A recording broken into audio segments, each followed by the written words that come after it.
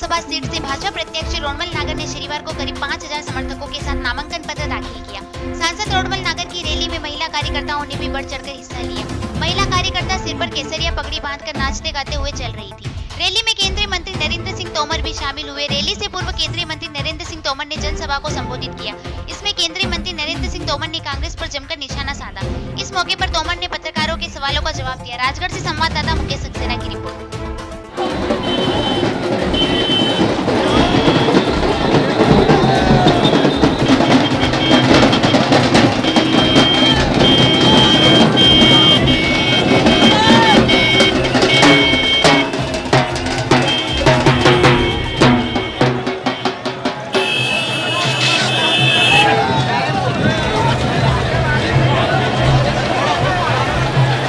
क्या आपके प्रत्याशी जो पहले पूर्व में सांसद रहे मध्य प्रदेश में, या तो वो बहुत ज़्यादा अच्छा काम नहीं कर पाए इसलिए उनको आगे नहीं रख रहे, या और कोई कारण? मुझे लगता है इस मामले में देखने का नज़रिया हम लोगों को बदलना चाहिए। मोदी जी वैश्विक नेता हैं, भारतीय जनता पार्टी के नेता हैं, हमारे घोषित प्रधानमंत्री हैं, इसलिए उनके नेतृत्व में चुनाव लड़ा जा रहा है।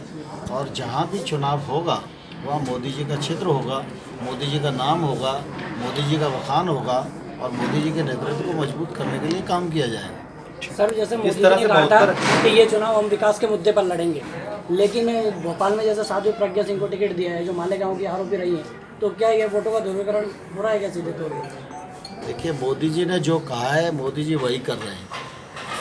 मोदी जी ने कहा कि सबका साथ सबका विकास, और विकास हमारी प्राथमिकता, गरीब का विकास, युवाओं का विकास, महिलाओं का विकास, गांव का विकास, किसान का विकास, इसी प्रतिबद्धता को लेकर हम चुनाव के मैदान में हैं।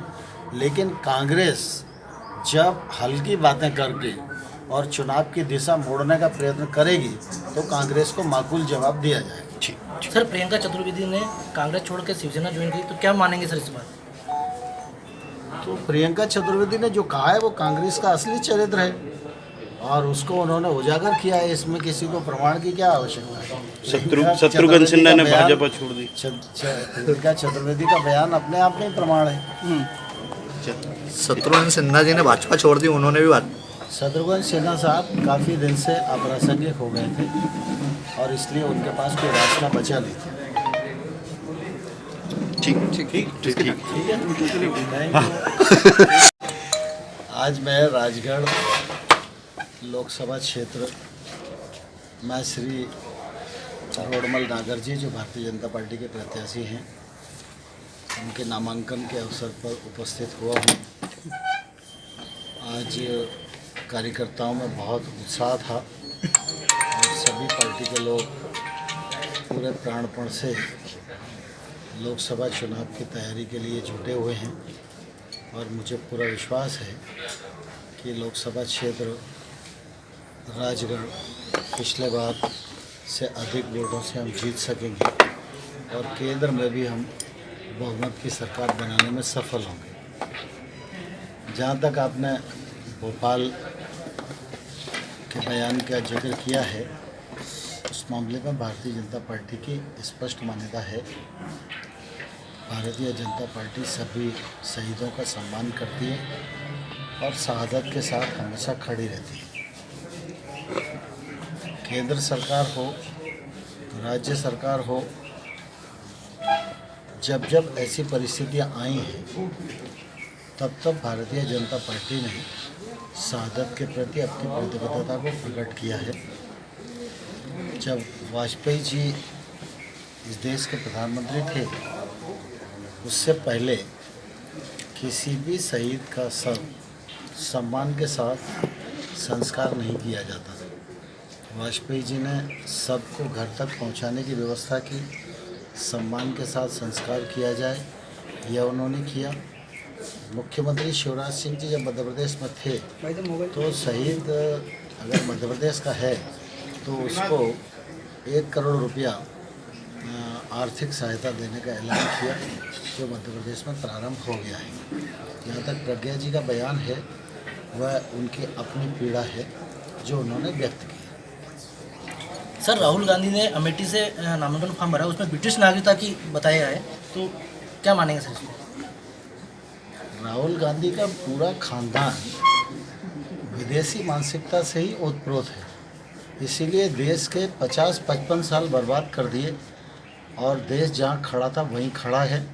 और आज नरेंद्र मोदी जी उस मानसिकता से निकालकर जब देशज पद्धतियों पर काम कर रहे हैं तो देशवासियों को भारत का गौरव हो रहा है और दुनिया में रहने वाले भारतीयों का भी स्तर ऊंचा उठ रहा है और दुनिया में भारत की साख बढ़ रही है। इसलिए राहुल गांधी के बारे में कोई बहुत टिप्पणी करने की आवश्यकता नहीं है, क्योंकि सोशल मीडिया पर जनता ही इतनी टिप्पणी कर रही है, उसके कारण उनकी स्थिति हास्यास्पद हो गई है। भाई साहब, इंदौर में अभी तक कोई निर्णय नहीं हुआ है।